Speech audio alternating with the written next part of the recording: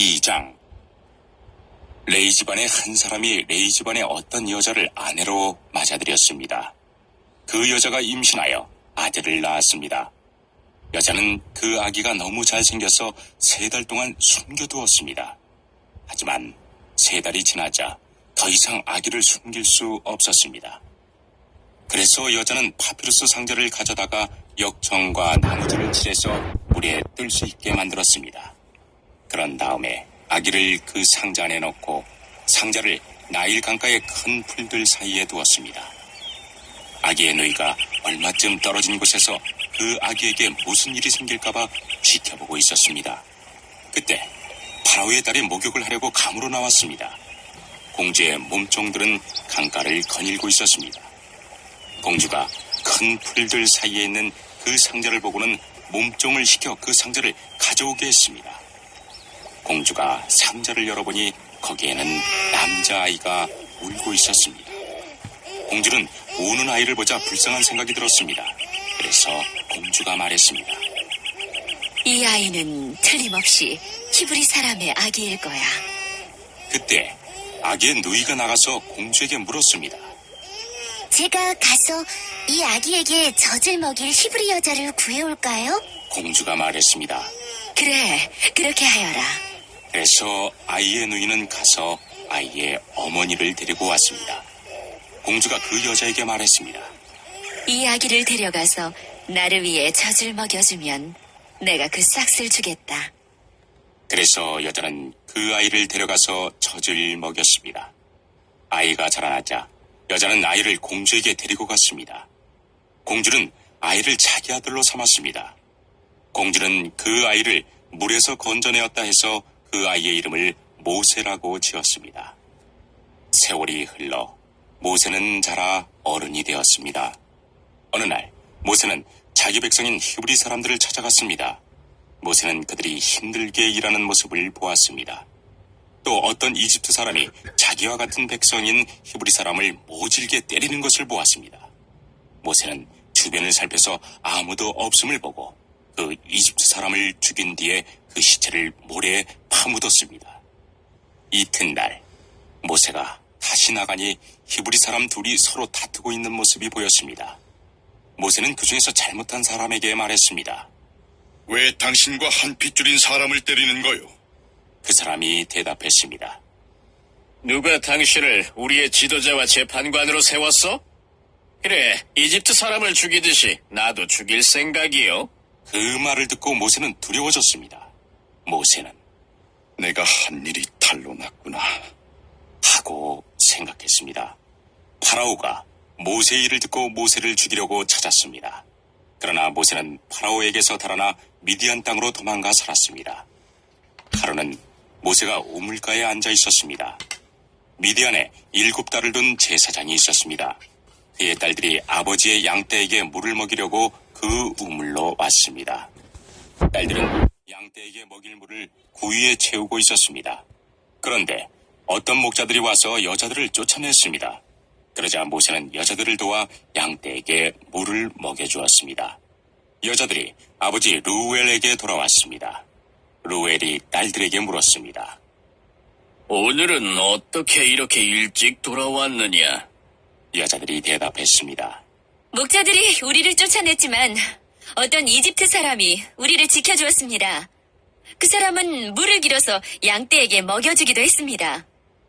루엘이 딸들에게 물었습니다. 그 사람은 어디에 있느냐? 왜 그 사람을 그냥 두고 왔느냐?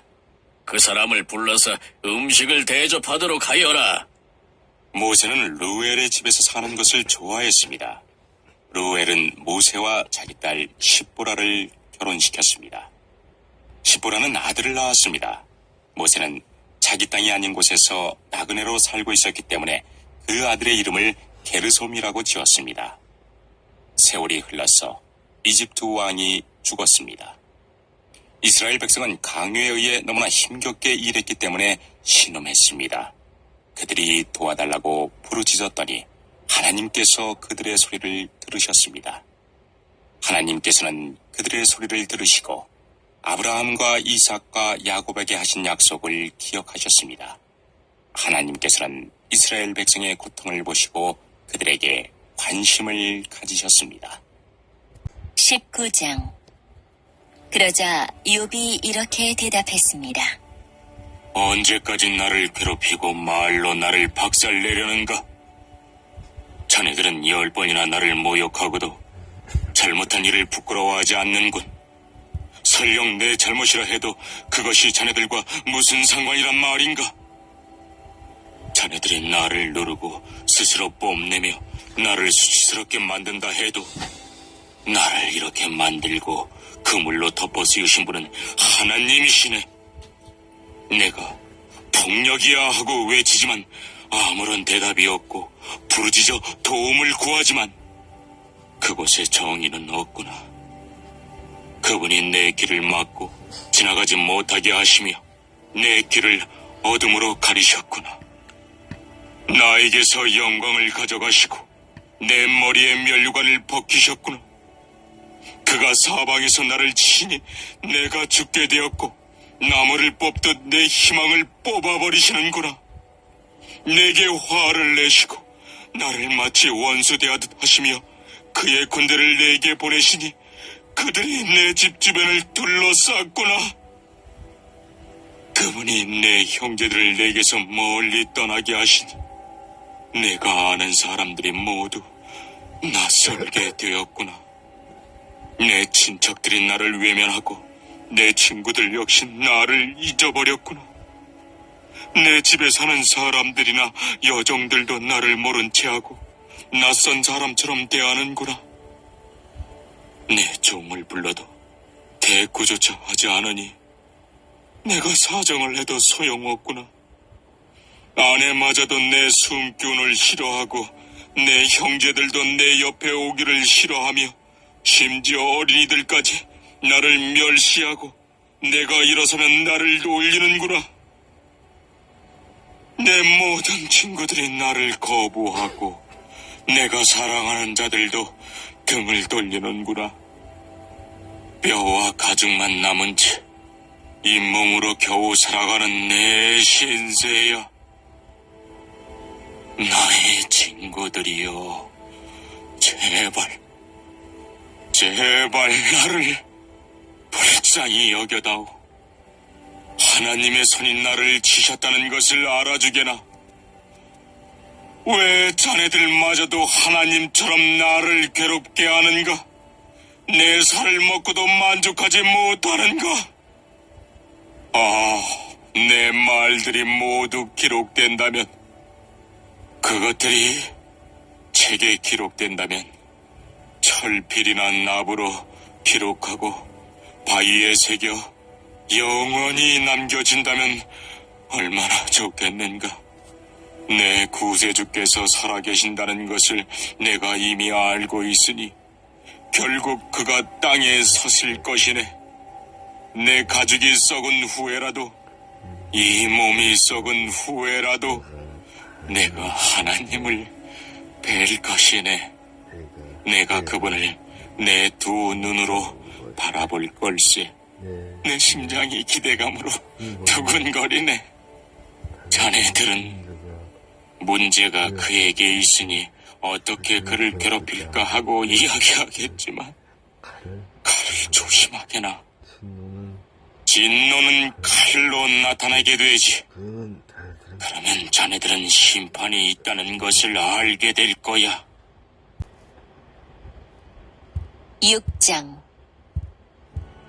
여러분 중에 어떤 사람이 다른 사람과 다툼이 있을 때 성도들에게 해결해 달라고 하지 않고 왜 그것을 세상 법정에 고소하려고 합니까? 여러분은 성도들이 세상을 심판한다는 사실을 알지 못하십니까? 여러분들은 세상을 심판해야 할 사람들인데 사소한 문제도 여러분이 직접 심판할 능력이 없단 말입니까? 우리가 천사들을 심판한다는 사실을 알지 못하십니까? 하물며 이 세상의 사소한 일들이야 어떻겠습니까? 그런데 이런 일상적인 문제로 다툼이 일어날 때 여러분은 왜 교회에서 멸시하는 세상 사람들을 재판관으로 앉히는 것입니까? 나는 여러분을 부끄럽게 하려고 이 말을 하는 것입니다. 아니, 여러분 중에는 신자들 간의 문제를 해결해 줄 만큼 지혜로운 사람이 한 사람도 없단 말입니까?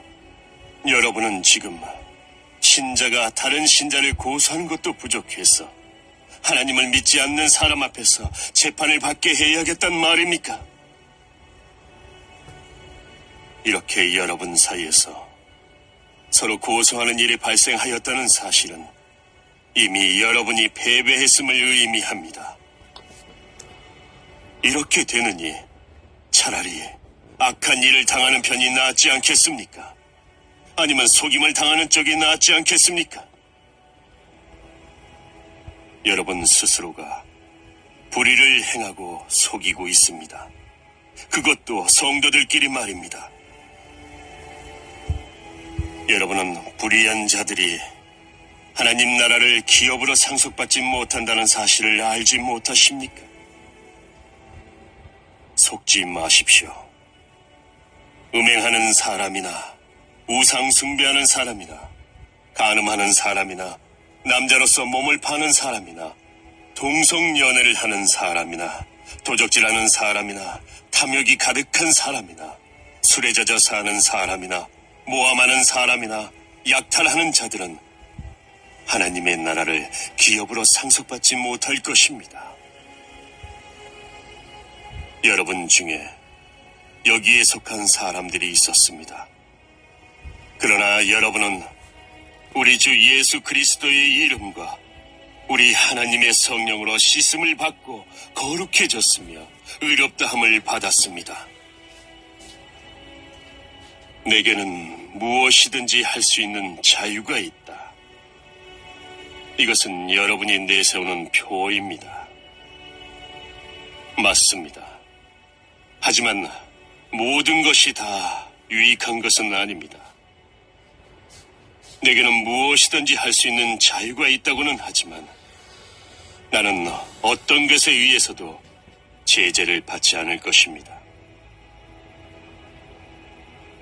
음식은 배를 채우기 위해 있고 배는 음식을 먹기 위해 있다. 이것도 여러분이 내세우는 표입니다. 그러나 하나님께서는 언젠가 이 모든 것을 필요 없게 만드실 것입니다. 우리 몸은 음행을 위해 있는 것이 아니라 주님을 위해 있으며 주님은 우리 몸을 위해 계십니다. 하나님께서 주님을 살리셨으니 그분의 능력으로 장차 우리도 살리실 것입니다. 여러분의 몸이 그리스도의 지체인 것을 알지 못하십니까? 그렇다면 내가 그리스도의 지체를 떼어내 장녀와 한 몸으로 만들 수 있겠습니까? 그럴 수 없습니다. 장녀와 결합하는 사람은 장녀와 한 몸이 된다는 것을 알지 못하십니까? 성경에 두 사람이 한 몸이 될 것이다 라고 기록되어 있습니다. 하지만 주님과 연합하는 사람은 주님과 영적으로 하나가 됩니다. 음행을 멀리 하십시오. 사람이 짓는 모든 죄들은 몸 밖에서 일어나는 것이지만 음행하는 사람은 자신의 몸에 죄를 짓는 것입니다. 여러분의 몸은 하나님께 받은 것이며 여러분 안에 거하시는 성령의 성전이라는 사실을 알지 못하십니까? 여러분은 여러분 자신의 것이 아닙니다. 여러분은 하나님께서 값을 치르고 산 몸입니다. 그러므로 여러분의 몸으로 하나님께 영광을 돌리십시오.